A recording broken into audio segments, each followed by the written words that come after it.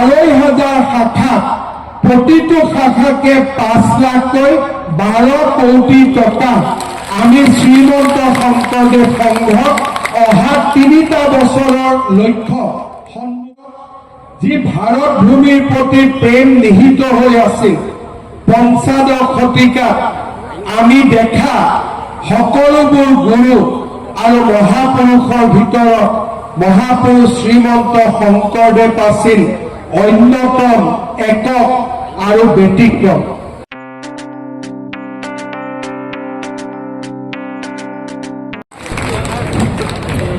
অসমৰ মাননীয় মুখ্যমন্ত্ৰী ডক্টৰ হিমন্ত বিশ্ব শৰ্মা ডাঙৰীয়া আজি আমাৰ মাজত আহি উপস্থিত হৈছে।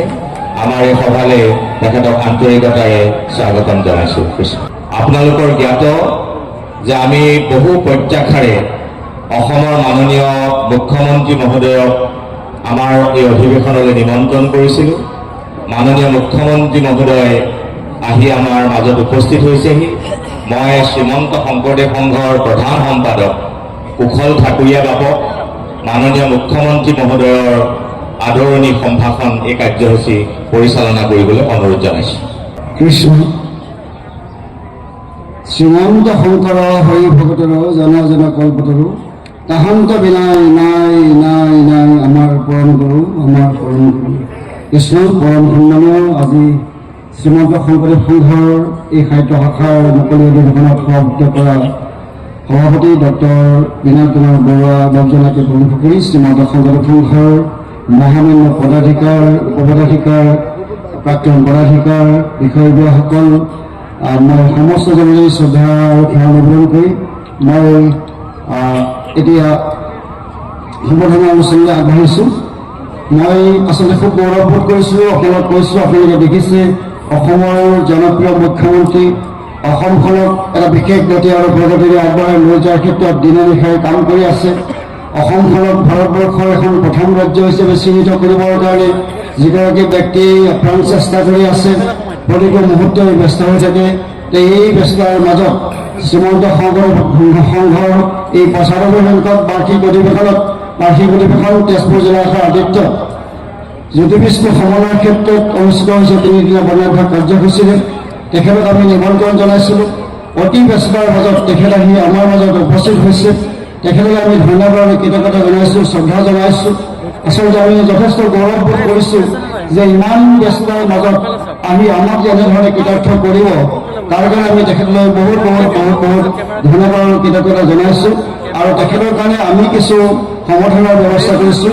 এই সম্বৰ্ধনাখিনি আগবঢ়াবৰ কাৰণে মই আমাৰ আদৰণি সমিতি আছে তেখেতসকলৰ বিষয়ববীয়াসকলক কৰ্মকৰ্তাসকলক মই অনুৰোধ জনাম।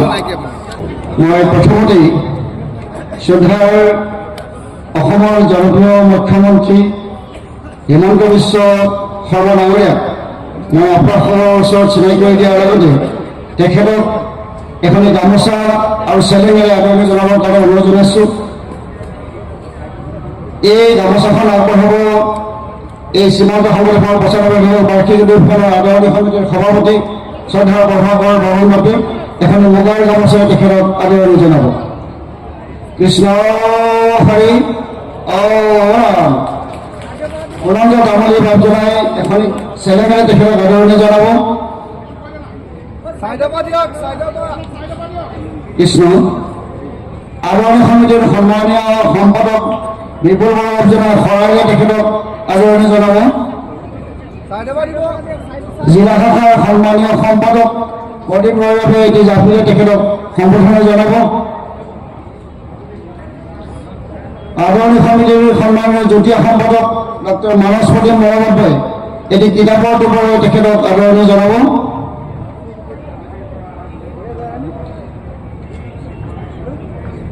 কৃষ্ণ তেখেতলৈ শ্ৰদ্ধা দক্ষিণা নিবেদন কৰিছোঁ। আমি অধীৰ অপেক্ষাৰে থকা অসমৰ মাননীয় মুখ্যমন্ত্ৰী এখন নতুন অসমৰ খনিকৰ যিগৰাকী মুখ্যমন্ত্ৰীৰ নেতৃত্বত অসমৰ ভাষা সাহিত্য সংস্কৃতি সৰ্বত্ৰে বিকাশৰ এটা নতুন বিপ্লৱ আৰম্ভ হৈছে। সেইগৰাকী মাননীয় মুখ্যমন্ত্ৰী ডক্টৰ হিমন্ত বিশ্ব শৰ্মা ডাঙৰীয়া আমাৰ মাজত উপস্থিত আছে। তেখেতক আজি এই সভাত তেখেতৰ গুৰুত্বপূৰ্ণ বক্তব্য আমাৰ এই সমন্বয়স্থলীত সমবেত লক্ষ লক্ষ ভকতক সম্বোধি আগবঢ়াবলৈ অনুৰোধ জনাইছোঁ।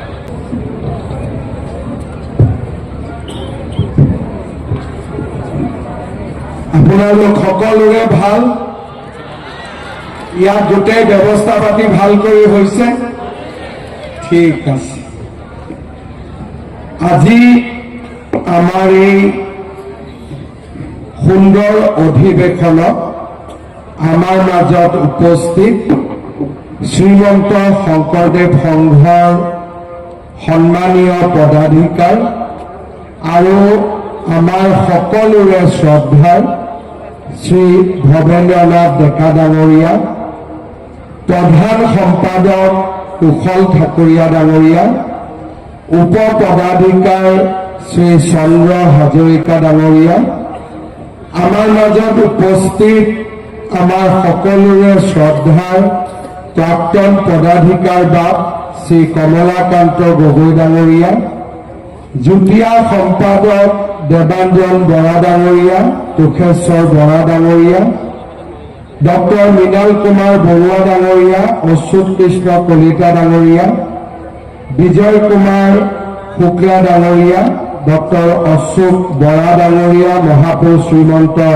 শংকৰদেৱ বিশ্ববিদ্যালয়ৰ উপাচাৰ্য, ডক্টৰ সুব্ৰত জ্যোতি নায়ক ডাঙৰীয়া, তেজপুৰ বিশ্ববিদ্যালয়ৰ সন্মানীয় অধ্যাপক, ভাৰতীয় জনতা পাৰ্টিৰ সন্মানীয় সভাপতি, দৰং ওদালগুৰি লোকসভা সমষ্টিৰ সন্মানীয় সাংসদ দিলীপ শইকীয়া ডাঙৰীয়া, এই অধিৱেশনত সৰ্বতো প্ৰকাৰে নিজক উৎসৰ্গা কৰা আমাৰ নগাঁও সমষ্টিৰ সন্মানীয় বিধায়ক পদ্ম হাজৰিকা ডাঙৰীয়া, তেজপুৰৰ প্ৰাক্তন সাংসদ পল্লৱ লোচন দাস ডাঙৰীয়া, অসম তথা উত্তৰ পূব ভাৰতৰ বিভিন্ন অঞ্চলৰ পৰা অহা সন্মানীয় ভকতসকল, আই মাতৃসকল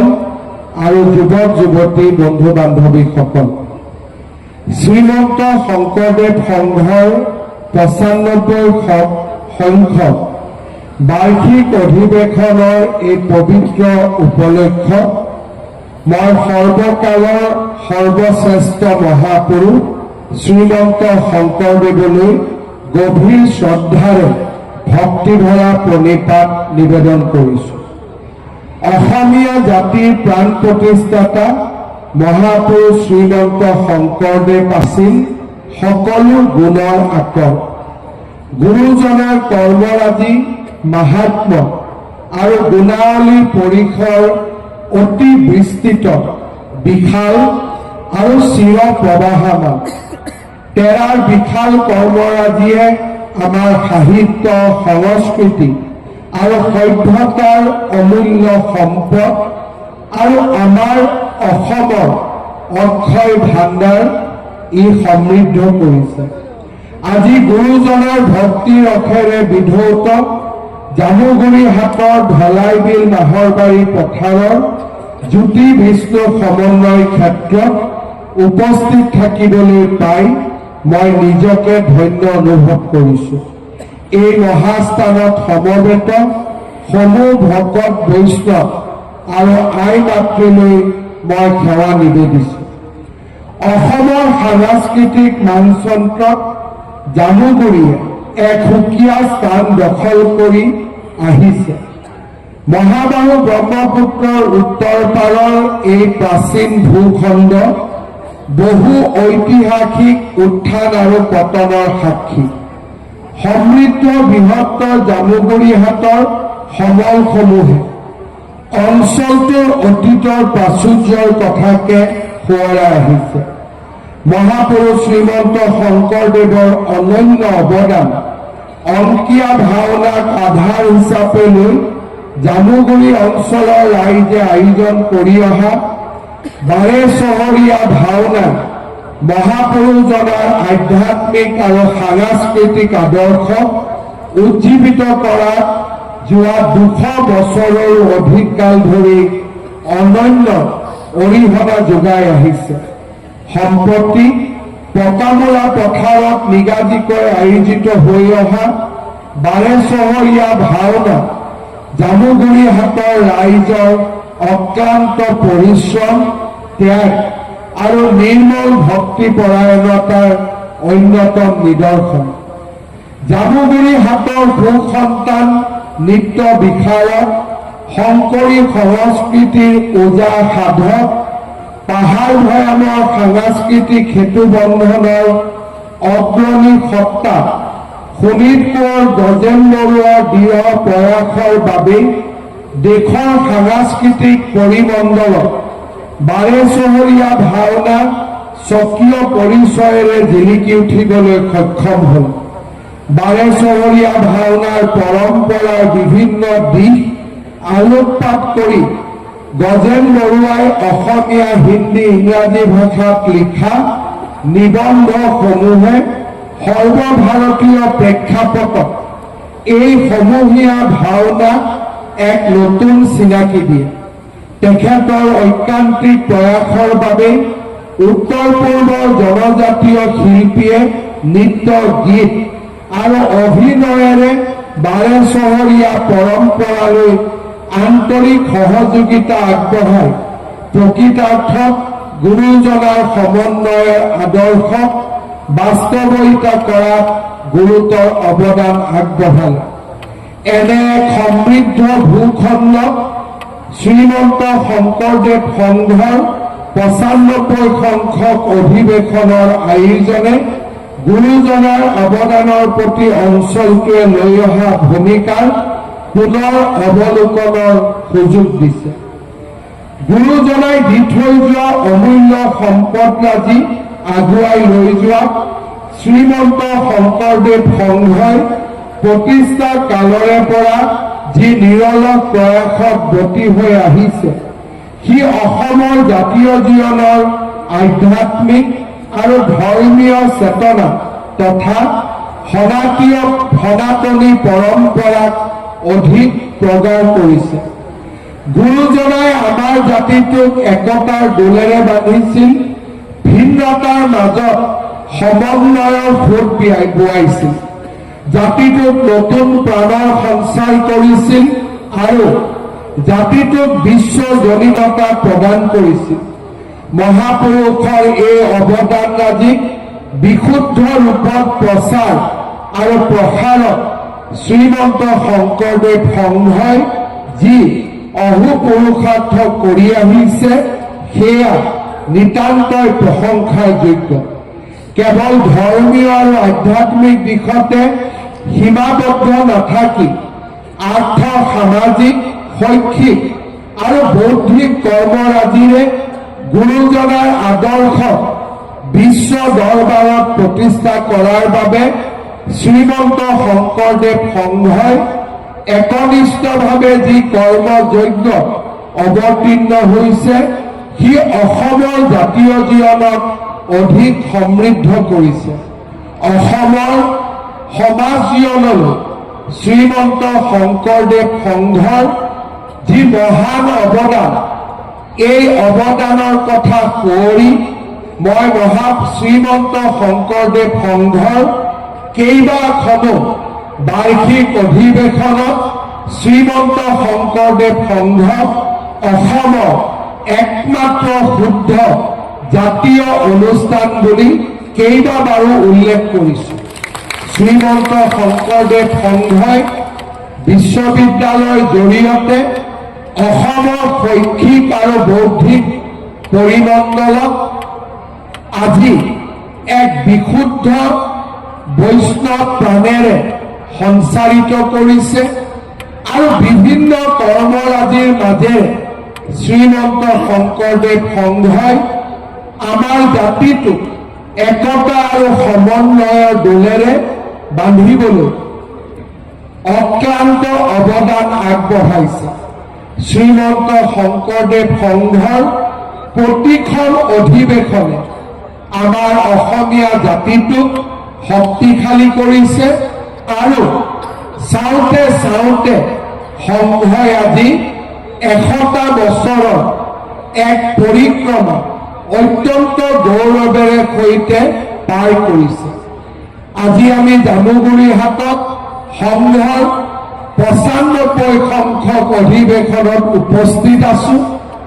তেৰাৰ ওচৰত ভগৱানৰ ওচৰত প্ৰাৰ্থনা কৰিম এনেকৈ যাতে সংঘৰ শতবাৰ্ষিকী অনুষ্ঠানতো উপস্থিত থকাৰ আমাৰ সৌভাগ্য হয়, কাৰণ সংঘৰ 100তম বাৰ্ষিক অনুষ্ঠান কেৱল ব্যক্তিগতভাৱেই নহয়, অসমৰ বাবেও ই এক ডাঙৰ মাইলৰ খুঁটাত পৰিণত হ'ব।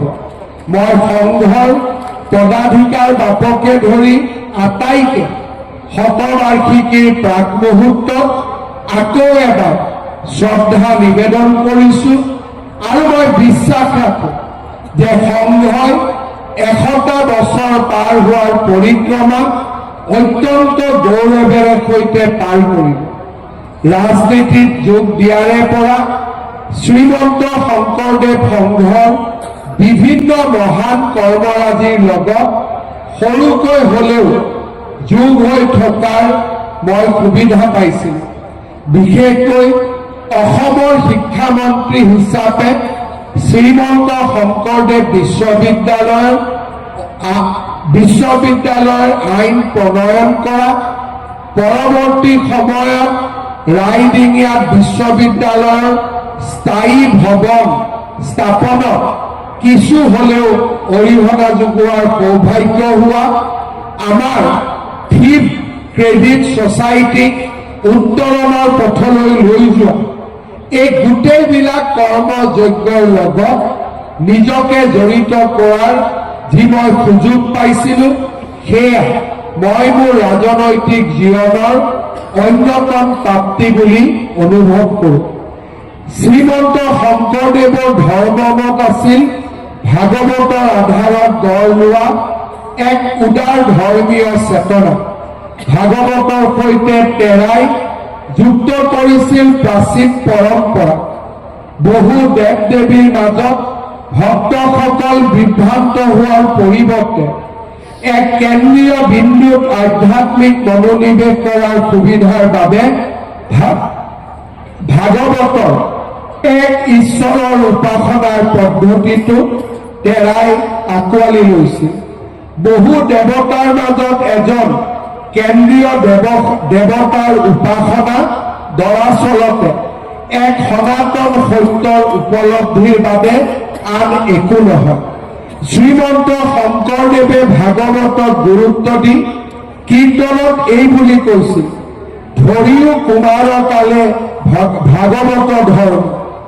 আকৌ দশমত তেওঁ উল্লেখ কৰিছিল, শুনিওক সৰ্বজন কৃষ্ণক অৰ্পিয় মন মহাভাগৱত কথাষাৰ, ইছে পুৰাণৰ সূৰ্য ভকতিৰ প্ৰকাশক সমস্ত বেদৰো সাৰোদ্ধাৰ। গুৰুজনাই গুৰু, দেৱ, নাম, ভকত এই 4 তত্ত্বক সাৰথি কৰি ভক্তি মাৰ্গৰ প্ৰৱৰ্তন কৰিছিল।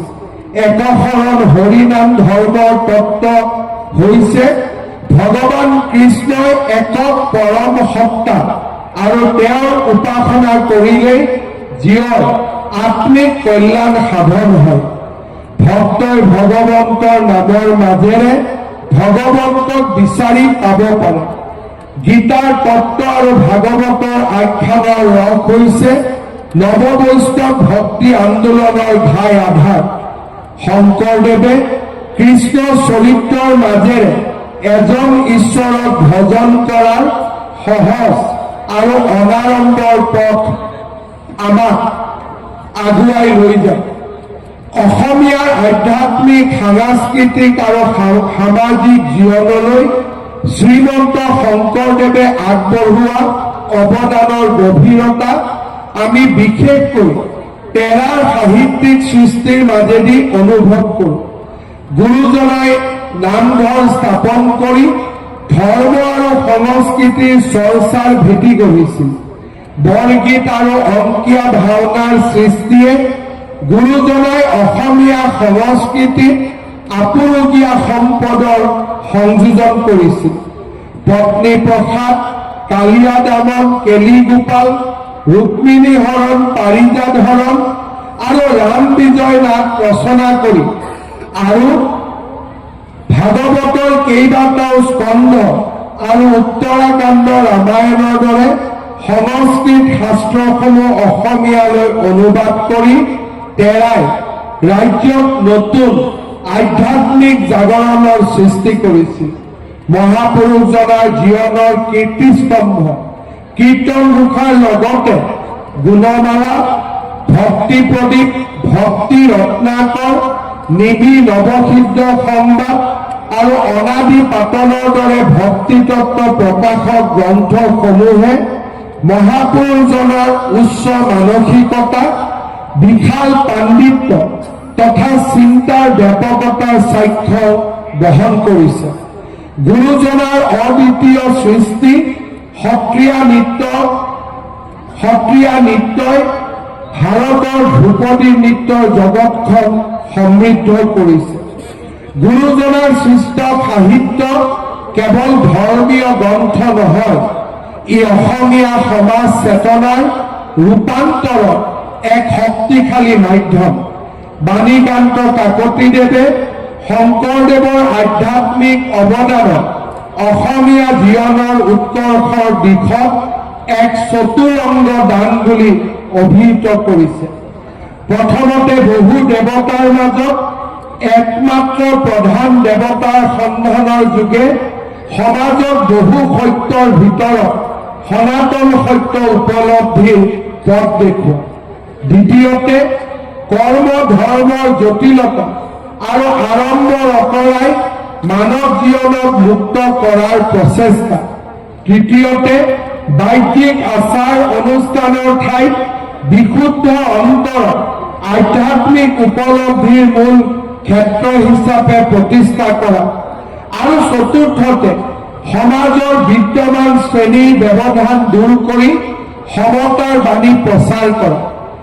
এই চাৰিটা আধ্যাত্মিক দানৰ বিস্তাৰ আৰু বিকাশ শংকৰদেৱ আৰু তেৰাৰ শিষ্য অনুৰক্তসকলৰ ৰচনাৱলীত আমি স্পষ্টভাৱে দেখা পাওঁ।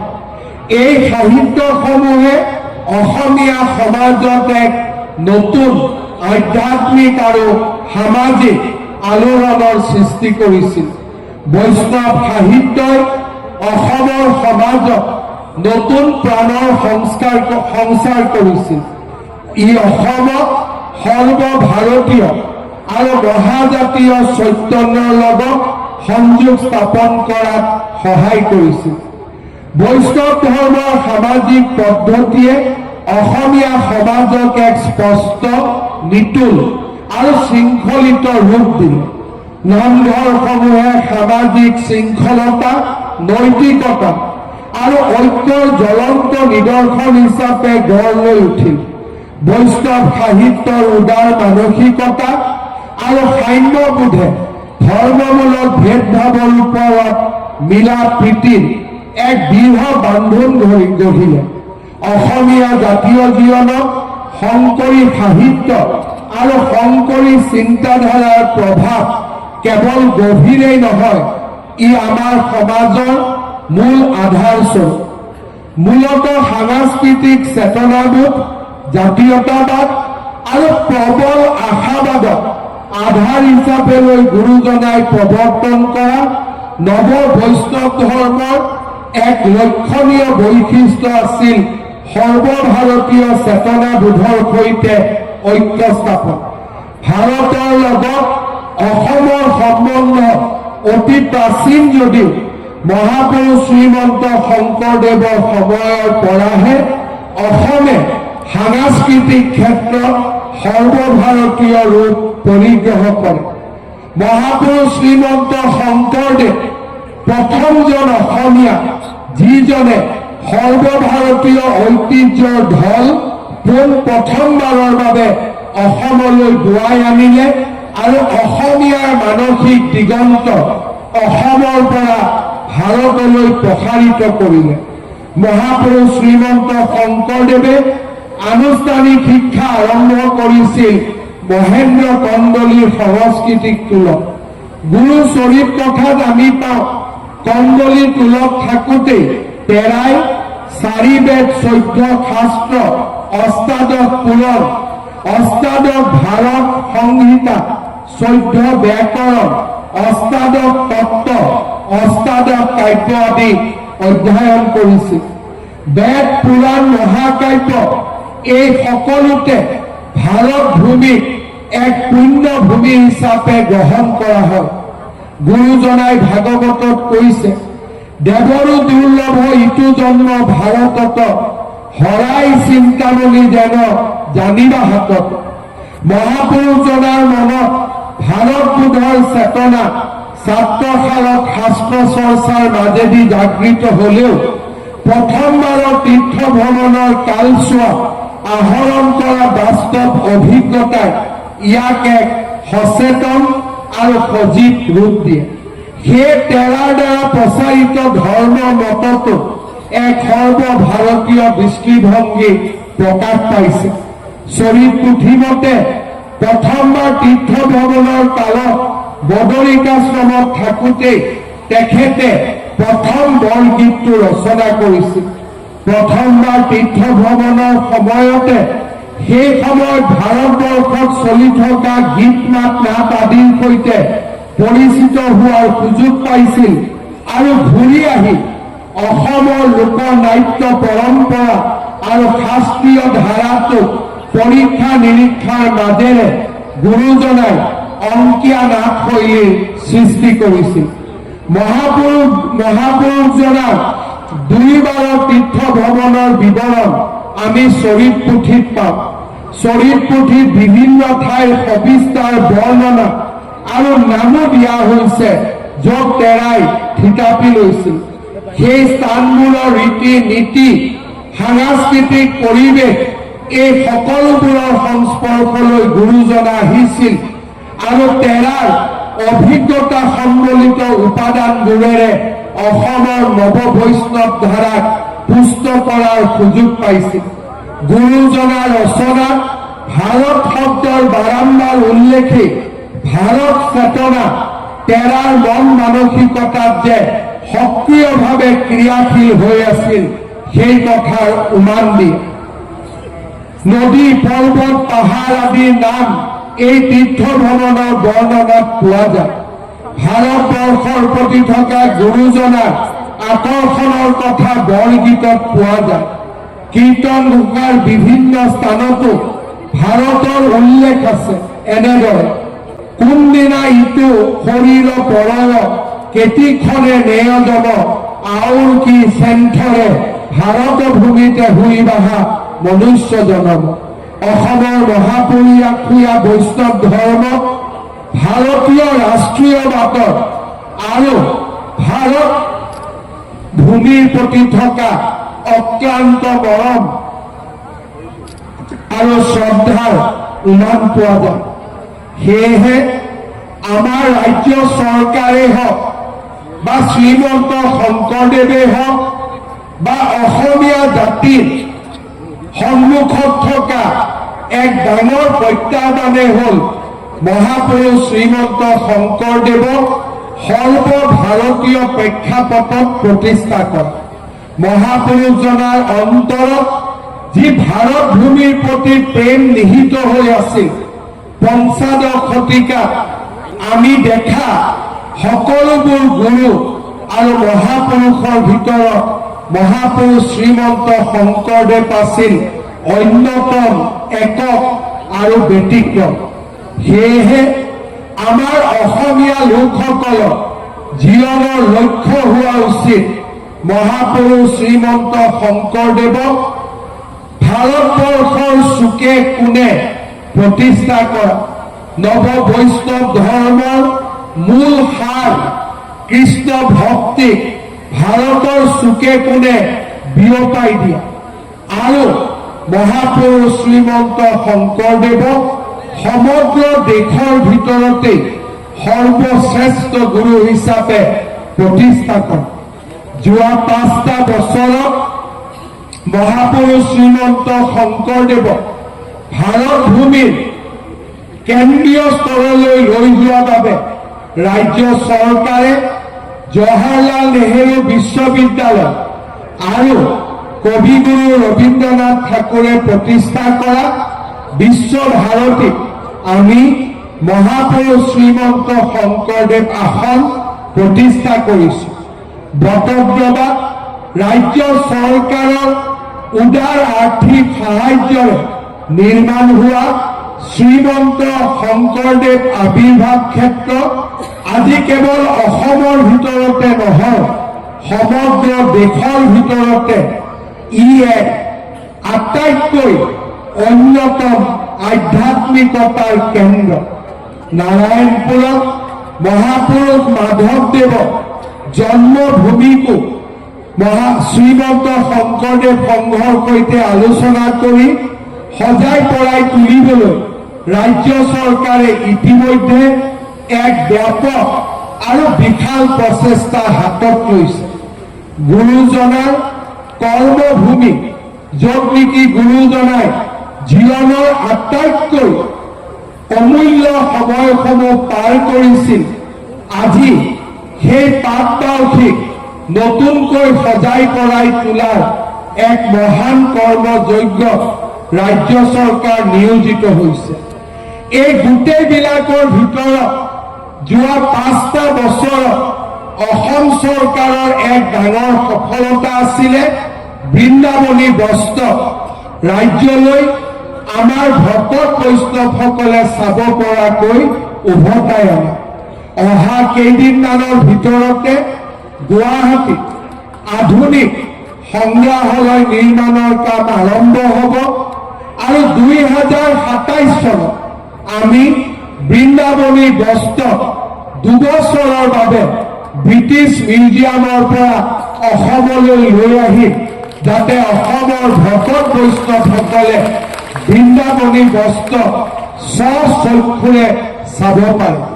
মই বিশ্বাস কৰোঁ যে যোৱা 5টা বছৰত মহাপুৰুষ শ্ৰীমন্ত শংকৰদেৱক ৰাষ্ট্ৰীয় প্ৰেক্ষাপটত লৈ যাবলৈ যি মহান প্ৰচেষ্টা চলিছে, এই প্ৰচেষ্টাই নিশ্চয় সাৰ্থক হ'ব আৰু গুৰুজনাৰ আশীৰ্বাদত আমি মহাপুৰুষ শ্ৰীমন্ত শংকৰদেৱক আজিৰ অসমীয়া জাতিয়ে ৰাষ্ট্ৰীয় পৰ্যায়ত প্ৰতিষ্ঠা কৰাত সহায় কৰিব। শ্ৰদ্ধাৰ ৰাইজ, ভকত বৈষ্ণৱসকল, আজি আমাৰ জাতিটোৱে এক সংকটৰ মাজেৰে পাৰ কৰিছে। অসমীয়া লোকৰ কৰ্মৰ প্ৰতি অনীহা বুলি এক অপবাদ আমাৰ মূৰৰ ওপৰত জাপি দি একাংশ লোকে আমাৰ পৰা অৰ্থনৈতিক শক্তিসমূহ কাঢ়ি লৈ যাবলৈ প্ৰয়াস আৰু প্ৰচেষ্টা কৰিছে। আজি আমাৰ অসমত 30 লাখ বিঘা ভূমি আজি তেখেতসকলে বিভিন্ন কূটবুদ্ধিৰে দখল কৰি নিজৰ অধীনত আনিছে। আজি অসমৰ 12খন জিলাত অসমীয়া লোক সংখ্যালঘুত পৰিণত হৈছে। মহাপুৰুষ শ্ৰীমন্ত শংকৰদেৱৰ জন্মভূমি নগাঁও জিলাতে আজি অসমীয়া লোক এক সংখ্যালঘিষ্ঠ ৰূপত প্ৰকাশ পাইছে। জাতীয় জীৱনৰ সন্ধিক্ষণৰ সময়ছোৱাত আমাৰ মাজত এছামে আত্মসমৰ্পণৰ ৰাস্তা বিচাৰি উলিয়াইছে। তেওঁলোকে কৈছে আমি নতুন বৰ অসম গঠন কৰিম। এছামে কৈছে যে অসমীয়াই এই অচিনাকি লোকসকলৰ লগতে থাকি সমন্বয়ৰ সেতু গঢ়িব লাগিব। আৰু এছামে স্পষ্টভাৱে কৈছে যে অসমীয়াই আত্মসমৰ্পণ কৰিব লাগিব। কিন্তু আমি যোৱা 5টা বছৰত 1.5 লাখতকৈও অধিক ভূমি অচিনাকি লোকসকলৰ পৰা কাঢ়ি আনিলো। 1,60,000 আমি চৰকাৰী নিযুক্তি, আমি 92% নিযুক্তি কেৱল অসমীয়া আৰু আমাৰ অসমবাসীৰ বাবে আমি সুৰক্ষিত কৰিম। আজি অসমৰ চৰকাৰৰ ভিতৰ চৰাত আমি এটা অসমীয়া মন প্ৰবাহিত কৰিবলৈ সক্ষম হলো। এতিয়া আমাৰ বিষয়া কৰ্মচাৰী আৰু চৰকাৰৰ যি ইক'চিষ্টেম বুলি কওঁ, সেই ইক'চিষ্টেমটোক আজি আমি অসমীয়াৰ গৌৰৱেৰে নতুনকৈ উজ্জীৱিত কৰিলো। এজন অসমীয়া হিচাপে আত্মসমৰ্পণৰ পথ মই স্বীকাৰ কৰিবলৈ বাধ্য নহয়। মই বিশ্বাস কৰো যে কোনোবা অচিনাকি লোকৰ ওচৰত, কোনোবা বাংলাদেশৰ পৰা অহা অবৈধ মিয়াৰ ওচৰত আত্মসমৰ্পণ কৰাতকৈ মৃত্যুৱে শ্ৰেষ্ঠ। আৰু সেই আদৰ্শেৰে আজি অসমীয়াই অদম্য শক্তিৰে আমাৰ জাতিটোক আকৌ এবাৰ নতুনকৈ সঞ্জীৱিত কৰাৰ যুঁজত নামি পৰিছে। অৰ্থনৈতিক শক্তি আৰু অৰ্থনৈতিক সাহস হৈছে এই যুঁজৰ অন্যতম উপাদান। অসমীয়াই যদি নিজৰ অৰ্থনৈতিক শক্তিক নিজৰ হাতত ধৰি ৰাখিব পাৰে, আমাক কোনেও কেতিয়াও দমন কৰিব নোৱাৰে। মই বিশ্বাস কৰো শ্ৰীমন্ত শংকৰদেৱ সংঘই আমাৰ সংঘৰ উদীয়মান যুৱকসকলক লগত লৈ অসমত কৰ্ম সংস্থাপন, ক্ষুদ্ৰ উদ্যোগ আদিৰ এক নতুন আঁচনি ৰূপায়ণ কৰিবলৈ বিচাৰিছে। সংঘৰ ফালৰ পৰা ৰাজ্য চৰকাৰক ভূমি বিচৰা হৈছে যাতে সংঘৰ উদীয়মান যুৱক যুৱতীসকলৰ বাবে কৰ্ম সংস্থাপন আৰু উদ্যোগ আদি স্থাপনত আমি সহায় কৰিব পাৰো। মই শ্ৰীমন্ত শংকৰদেৱ সংঘক এই ক্ষেত্ৰত মোৰ সকলো ধৰণৰ সহায় আৰু সহযোগিতাৰ মই আশ্বাস প্ৰদান কৰিছো। মহাপুৰুষ শ্ৰীমন্ত শংকৰদেৱ আৰু মাধৱদেৱৰ ৰচনাৱলী সমগ্ৰ ভাৰতত ভাষা ভাষীলৈ অনুবাদ কৰাৰ বাবে সংঘই এক বিশাল প্ৰকল্প হাতত ল'ব বিচাৰিছে। সংঘৰ প্ৰতিটো মহৎ কামৰ লগত আজি যোৱা 25টা বছৰে মই নিজক জড়িত কৰি ৰাখিছো। মই নিশ্চিতভাৱে বিশ্বাস কৰো মহাপুৰুষ শ্ৰীমন্ত শংকৰদেৱৰ প্ৰতিখন গ্ৰন্থ ভাৰতবৰ্ষৰ বিভিন্ন ভাষাত অনুবাদ কৰা আৰু প্ৰত্যেকখন মহাবিদ্যালয় আৰু বিশ্ববিদ্যালয়ৰ গৱেষণাগাৰত গ্ৰন্থালয় তাক উপহাৰ দিয়া আমাৰ এক জাতীয় কৰ্তব্য। সংঘই এই কামৰ বাবে 2 কোটি টকাৰ অনুদান বিচাৰিছে। মই ৰাজ্য চৰকাৰৰ পৰা 2 কোটি টকা প্ৰদান কৰাৰ আশ্বাস প্ৰদান কৰিছো। শংকৰদেৱ বিশ্ববিদ্যালয় কোভিডৰ সময়ৰ পৰা এই বিশ্ববিদ্যালয়ৰ অধ্যাপক অধ্যাপিকাসকলক দৰমহা দিয়াৰ ক্ষেত্ৰত অসম চৰকাৰে সদায় এক সক্ৰিয় ভূমিকা গ্ৰহণ কৰি আহিছে। মই সংঘক প্ৰতিশ্ৰুতি দিছো যে অহা 3টা বছৰ শংকৰদেৱ বিশ্ববিদ্যালয়ৰ অধ্যাপক অধ্যাপিকাসকলক দৰমহা দিয়াত ৰাজ্য চৰকাৰে সংঘক আৰ্থিক অনুদান আমি সংঘৰ লগত আলোচনা কৰি এক নিৰ্দিষ্ট আৰ্থিক অনুদান আমি আগবঢ়াই যাম। আজি মই সংঘক আন এটা পৰামৰ্শ দিম। আমাৰ সংঘৰ 2500খন আঞ্চলিক শাখা আছে। সংঘৰ 100তম বাৰ্ষিকী শতবাৰ্ষিকী অনুষ্ঠান হোৱাৰ আগতে এই আঞ্চলিক শাখা সমিতিসমূহে শক্তিশালী ৰূপত গা কৰি উঠিব লাগে। মই ৰাজ্য চৰকাৰৰ পৰা এটা নিৰ্দিষ্ট আঁচনি হাতত ল'ম যাতে 2500 শাখাত প্ৰতিটো শাখাকে 5 লাখকৈ 12 কোটি টকা আমি শ্ৰীমন্ত শংকৰদেৱ সংঘক অহা 3টা বছৰৰ লক্ষ্য সন্মুখত ৰাখি আমি দিব পাৰো। মই বিশ্বাস কৰো শংকৰদেৱ সংঘৰ আঞ্চলিক শাখাবোৰ নিৰ্মাণ কৰাৰ পিছত আমি একেলগে প্ৰাথমিক শাখাবোৰ নিৰ্মাণ কৰাৰ কামতো আমি নামি পৰিব লাগিব। তেতিয়াহে শংকৰদেৱ সংঘৰ আমাৰ যে আদৰ্শ ই অসমৰ গাঁৱে ভূঞে বিয়পি পৰিব। দ্বিতীয়তে মই বিশেষভাৱে সংঘক অনুৰোধ কৰিম যে আমাৰ সংঘৰ কাৰ্যপ্ৰণালীৰ লগত অসমৰ জনজাতীয় লোকসকলক সমাহিত কৰি ল'ব লাগে। আমাৰ মহাপুৰুষ শ্ৰীমন্ত শংকৰদেৱে এখন সমাজৰ সপোন দেখিছিল, যিখন সমাজে আধ্যাত্মিকভাৱে প্ৰতিগৰাকী অসমীয়াক একত্ৰিত কৰিব। মই বিশ্বাস কৰোঁ আমাৰ চাহ বাগিচাৰ শ্ৰমিক বন্ধু বান্ধৱীসকল আৰু অসমৰ প্ৰতিটো জনজাতীয় লোকসকলক সংঘই নিজৰ আদৰ্শৰ লগত সমাহিত কৰি ল'ব লাগে। যদি আমি এটা বিশাল অসমীয়া জাতি নিৰ্মাণ কৰিব নোৱাৰো আৰু 20 বছৰ পিছত কোনো অসমীয়াই এই অসম ভূমিত জীয়াই থাকিব নোৱাৰিব। আমাৰ জীয়াই থকাৰ একমাত্ৰ বিকল্প হৈছে জনজাতীয় চাহ জনগোষ্ঠী আৰু অসমীয়া লোকৰ মাজত সমন্বয়ৰ এক বিশাল সাঁকো নিৰ্মাণ কৰা। যেতিয়া অসমীয়াৰ সংজ্ঞাত প্ৰতিগৰাকী জনজাতীয় লোক, প্ৰতিগৰাকী চাহ জনগোষ্ঠীৰ লোকে গৌৰৱ অনুভৱ কৰিব পাৰিব আৰু আমি ভাৰতীয় লোকসকলৰ লগত সহমৰ্মিতাৰে আমি আগুৱাই যোৱাৰ বাবে পণ ল'ম, আমি বিদেশী শক্তিক পৰাজিত কৰিব পাৰিম।